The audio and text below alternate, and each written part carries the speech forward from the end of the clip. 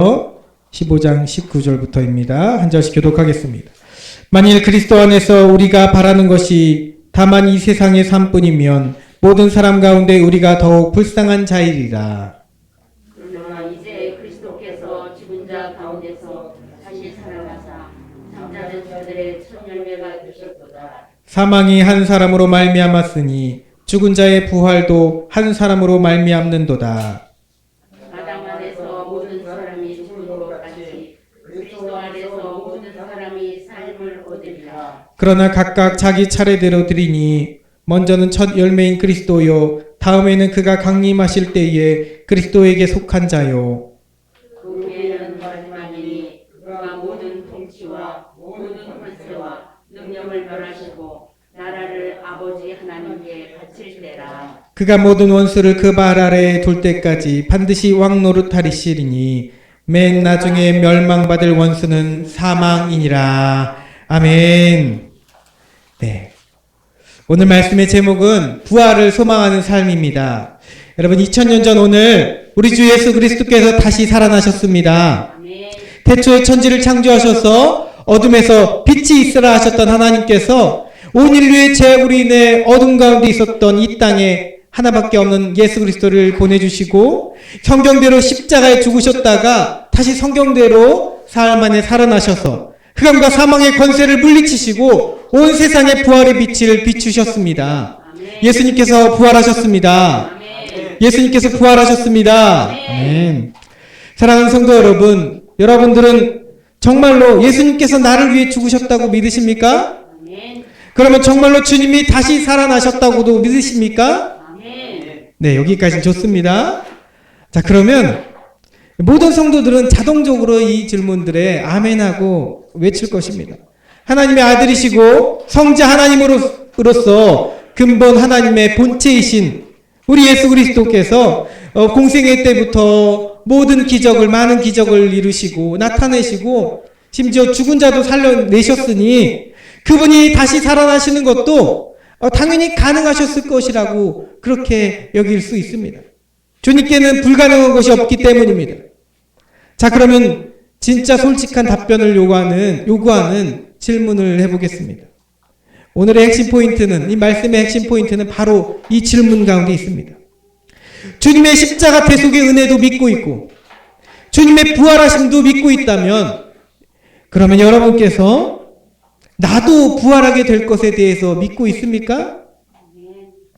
여러분도 우리 주님 변화하신 몸처럼 썩지 않고 영원히 사는 몸으로 여러분들의 몸도 부활하게 될 것을 믿고 있습니까? 아멘. 스스로 내 마음 중심에 이 나도 부활이죠. 나도 부활에 대해서 솔직하게 물어보시기 바랍니다. 이것은 아주 중요한 질문입니다. 이것은 부활신앙입니다. 부활신앙은 예수님이 부활하신 것만 믿는 것이 아니라 예수의 부활 때문에 나도 부활하게 될 것을 믿는 그런 믿음입니다. 여러분, 만약에 나에게 이 믿음이 없다면, 여러분들에게 이 부활에 대한 믿음이 없다면 예수 부활에 대한 믿음도 사실 없는 것입니다. 뿐만 아니라 예수 십자가의 대속의 은혜의 믿음도 없는 것입니다. 무슨 말씀인지 아시겠습니까? 이것은 다 하나이라는 것이라는 것입니다. 자, 그런데 실상 많은 성도들이 이것에 대해서 잘 모릅니다. 이 부활에 대해서 이해하지 못하는 것은 물론이고 실제적으로 믿지 못합니다. 이 부활에 대해서 관념적이고 추상적으로만 생각합니다.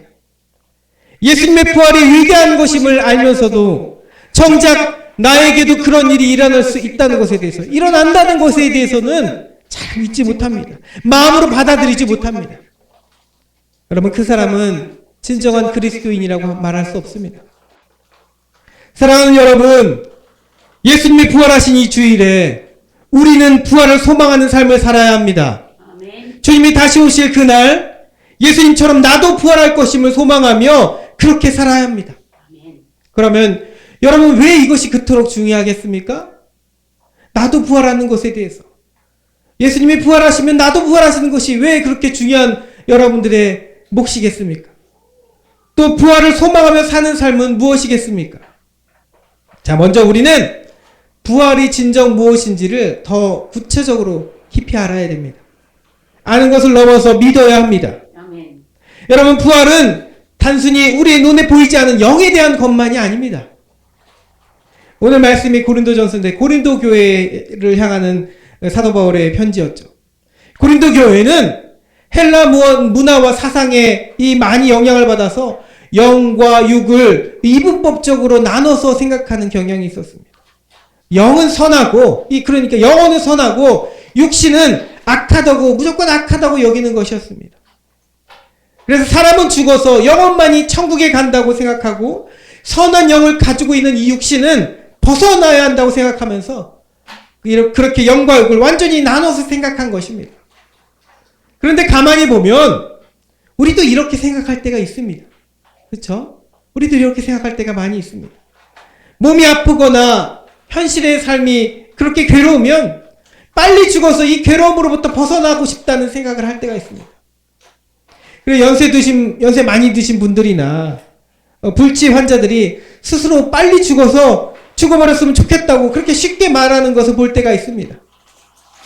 여러분, 그런데 이것이 맞다면 누구나 다 빨리 스스로 생을 마감하기를 그렇게 택할 것입니다. 그러나 분명한 것은 그것은 분명 무서운 형벌이 따라오는 죄인 줄 믿습니다. 그것은 예수님이 가르치신 하나님 나라 백성의 모습이 아니기 때문입니다. 물론 여러분, 우리 주님도 살리는 것은 영이니 육은 무익하니라 라고 말씀하신 적이 있습니다. 그러나 그 말씀은 너희들이 육신의 뜻대로 살지 말고 성령이 주시는, 성령의 인도대로 살라고 하시는 말씀에서 주신 것입니다. 오히려 우리는 우리의 몸은 거룩한 하나님의 성전으로 성령 하나님이 우리 가운데 계신 것을 믿고 몸을 거룩해 함으로 하나님께 영광을 올려드리며 살아야 될 줄 믿습니다. 자, 그러면 무엇입니까? 무슨 말입니까? 우리 성도들이 천국에서의 삶은 여러분들이 몸이 버려지는 것이 아니라는 것입니다.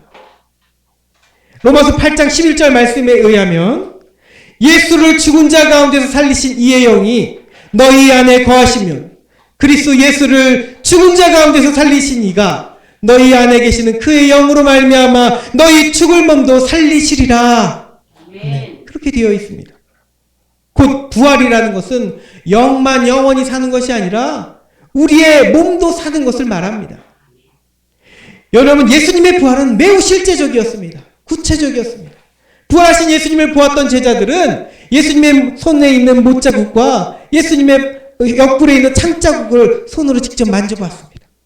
직접 봤습니다.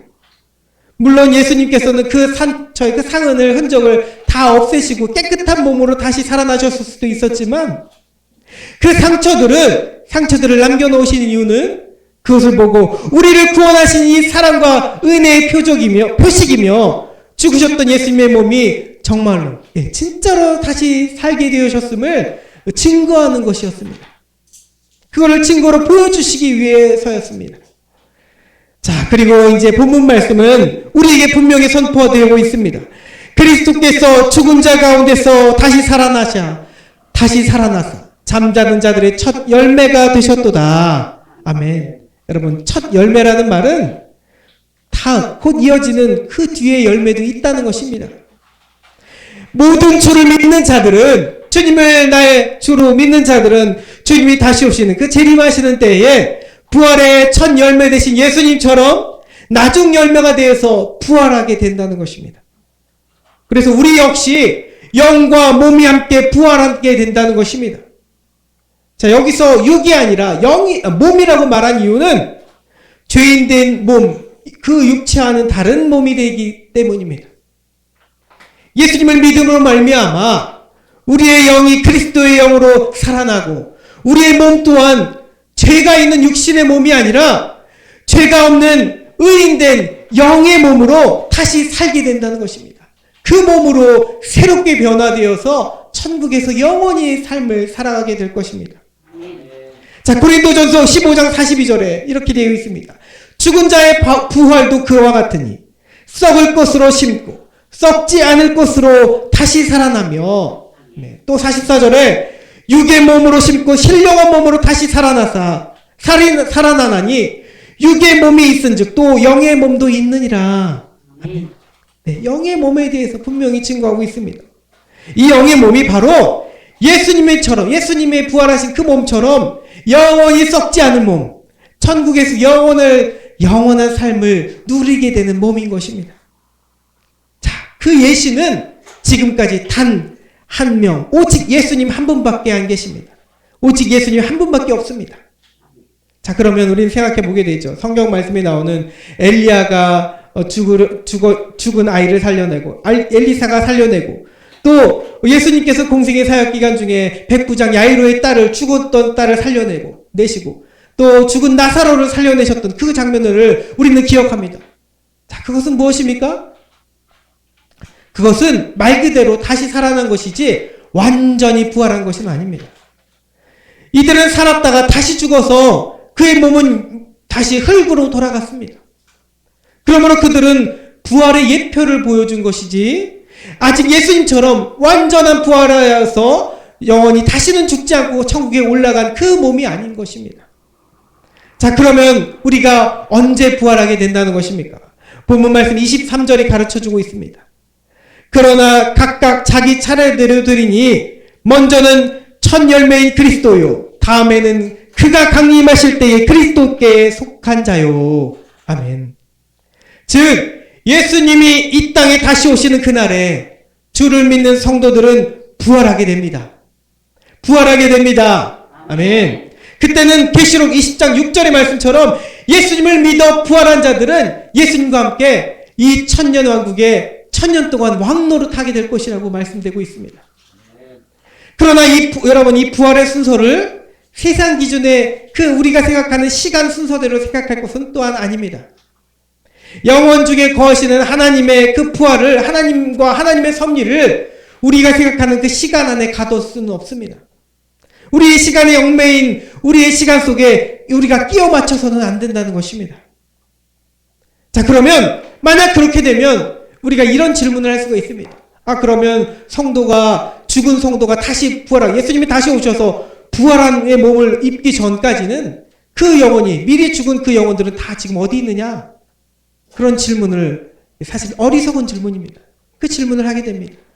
그런데 이단들이 바로 이런 질문에 빠져서 어리석은 답변을 이렇게 내려놓습니다. 그래서 어떤 이단들은 사람이 죽으면 죽은 영혼들이, 지금 미리 먼저 죽은, 미리 믿음의 선조들이, 우리보다 앞서 돌아가신 우리의 선조들이 미리 죽은 그 영혼이 되어서 아직은 부활체의 몸을 입고 있지 못하지만 연옥이라는 중간지대에 있어서 지금 기다리고 있다는 것입니다. 그렇게 이단들이 생각합니다. 또 어떤 이단들은 영혼이 잠시 오랫동안 자고 있다고 말합니다. 우리 흔히 그렇게 생각할 수 있습니다. 그러나 여러분, 하나님의 영원한 이 세계에 하나님의 섭리의 비밀을 사람이 측량하여 알 수 없는 것입니다. 그것은 바로 그렇게 이단들이 말하는 비성경적 사상에 빠져나가는 것입니다. 다만 우리는 성경의 말씀을 통해서 죄인은 지금 음부에 있고 의인은 낙원에 있다는 이 성경적인 힌트로 거룩한 상상을 할 뿐입니다. 예수님은 부활의 시점에 대해서, 마지막 날 부활할 것에 대해서만 알고 있는 이 마르다에게, 유대인들이 부활을 몰랐던 것이 아닙니다. 바리새인들도 부활에 대해서 믿고 있었습니다. 사두개인들은 부활도 없고 영도 없고 이렇게 말했지만 사실 유대인들은 부활에 대해서 믿고 있었습니다. 자, 그런데 마지막 날 부활할 것에 대해서만 믿고 있던 마르다에게 분명히 이렇게 말씀하십니다. 이 하나님의 영혼 속에 영적 부활할 것에 대해서 말씀하신 적이 있습니다. 예수께서 이르시되 나는 부활이요 생명이니 나를 믿는 자는 죽어도 살겠고 무릇 살아서 나를 믿는 자는 영원히 죽지 아니하리니 이것을 내가 믿느냐. 아멘. 그러므로 다만 우리의 몫은 겸손함으로, 이 하나님의 섭리에 대해서 겸손함으로 주님이 주신 말씀만 우리 마음밭에 믿음으로 받아들일 뿐입니다. 주님이 곧 부활이시고 생명이십니다. 아멘. 자, 그러면 이제 서두의 질문에 우리가 답변할 수가 있습니다. 왜 그토록 부활이 우리 삶에 그럼 중요한 것입니까? 나도 부활할 것에 대해서 그 믿음을 가지는 것이 왜 중요한 것입니까?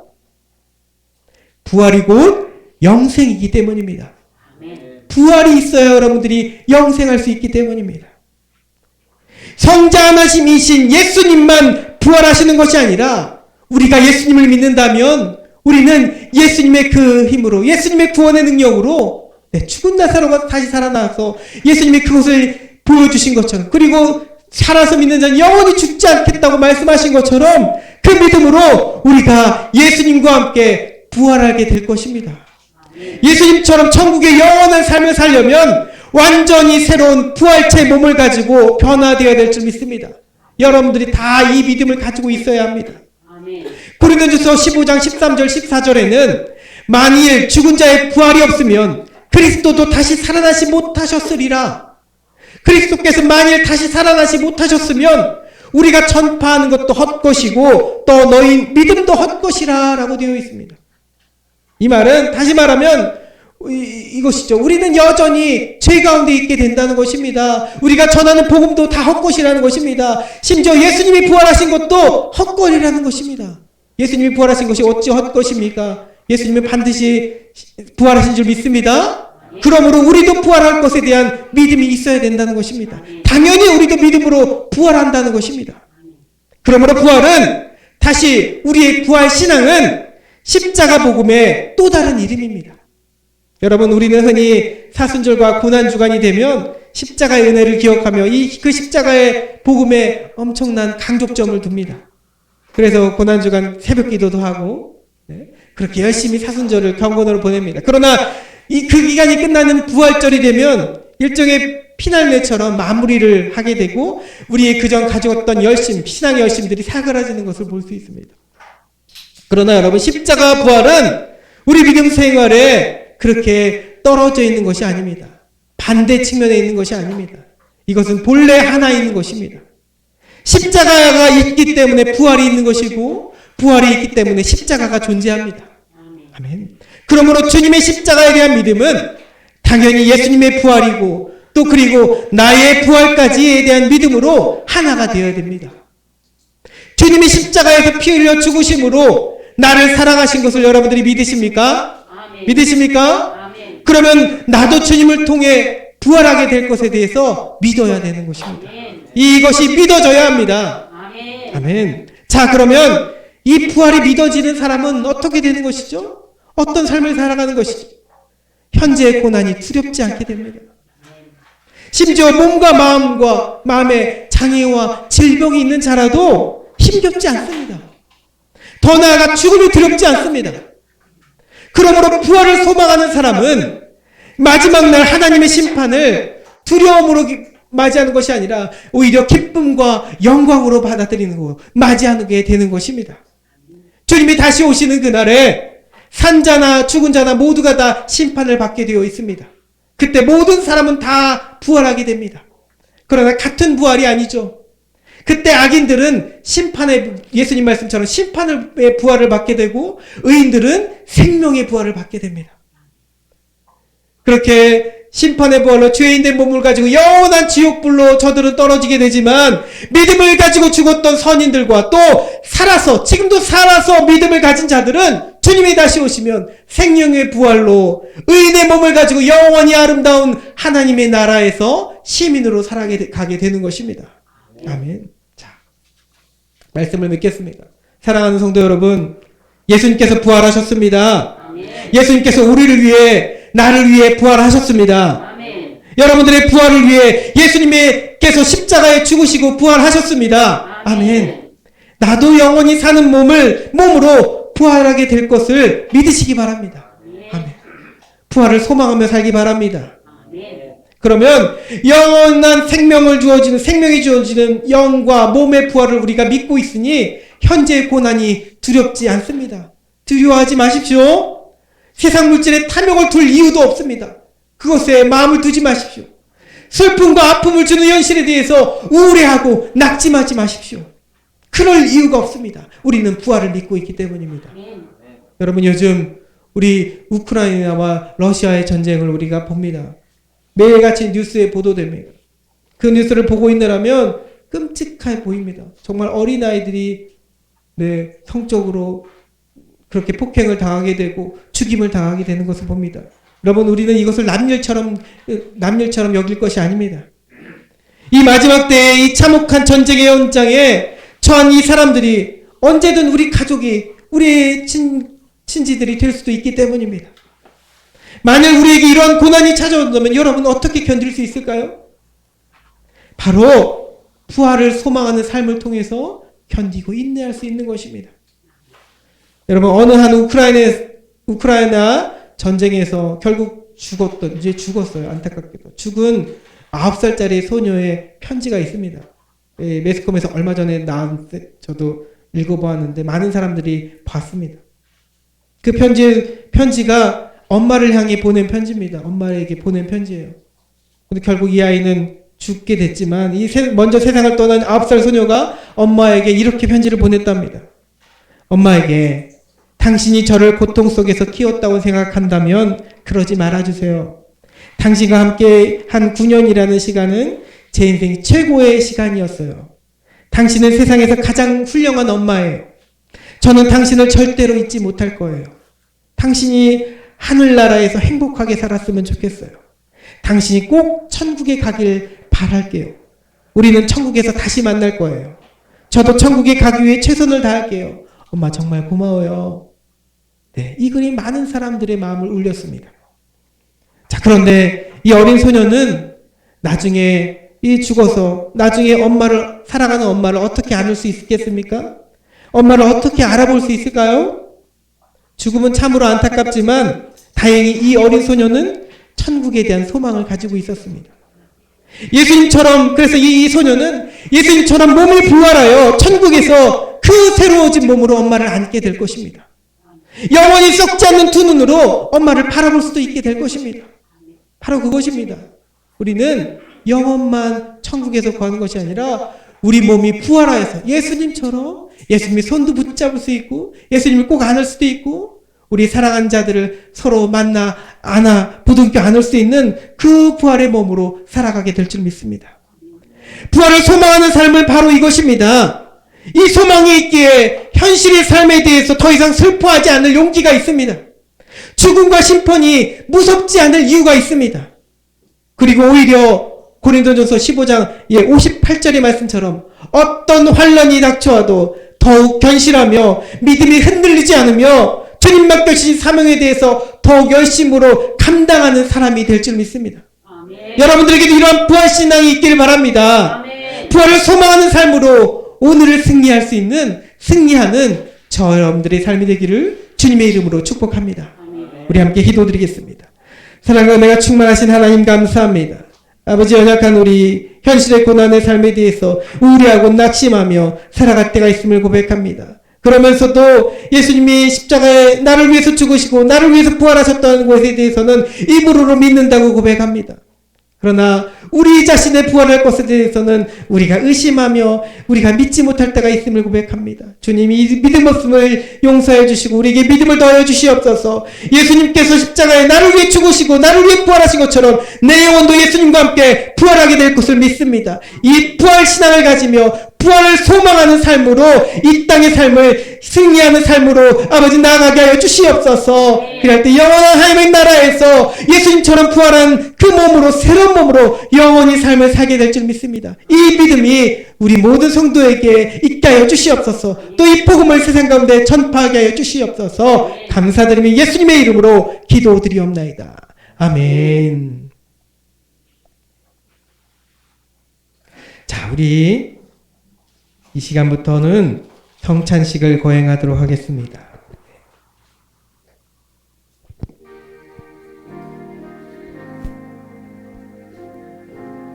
장로님 도와주셔서 앞으로 옮기겠습니다.